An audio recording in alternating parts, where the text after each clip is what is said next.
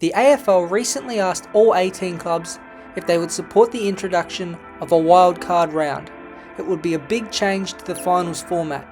Essentially, there would be an extra round before finals, where 7th would verse 10th, 8th would verse 9th, and allowing the top 6 a bye. The winners would then verse 5th or 6th, depending on their ladder position. The finals format from this point would most likely remain the same. The debate has started, but will a wildcard round be successful in the AFL? Evolution in sport is critical to keep eyes on it. The more people who go to games or watch them on TV, the better. The AFL has been great at this.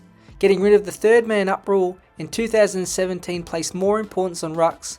The 666 has made momentum swings in games more exciting than ever, and even the stand rule was questioned, but does seem to have opened up the game for free-flowing ball movement.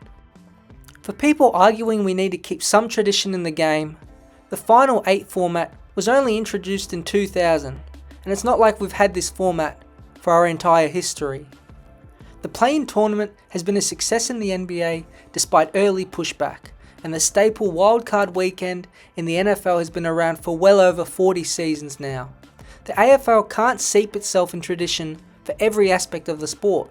The Major League Baseball has had this mantra for its history, and it's only been this season they have introduced rules to up the pace, and so far it's had a positive effect.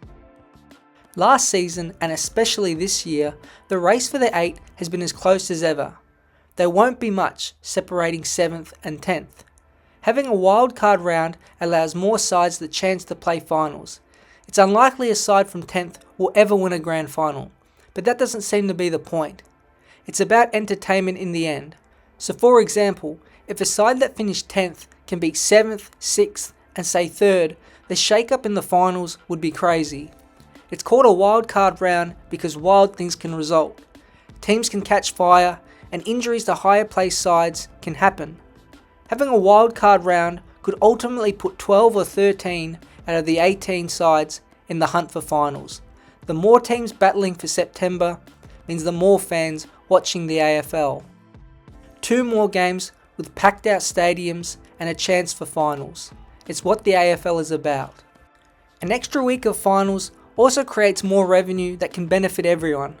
Since coming out of the pandemic, the salary cap and soft cap have been moving up, so a wildcard round would only add to these numbers.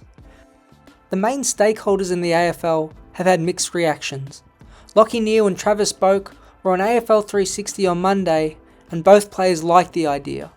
But coaches in Chris and Brad Scott didn't agree that the concept would be fair, noting issues with the current draw and introduction of the gather round, with these adding up to make the competition compromised.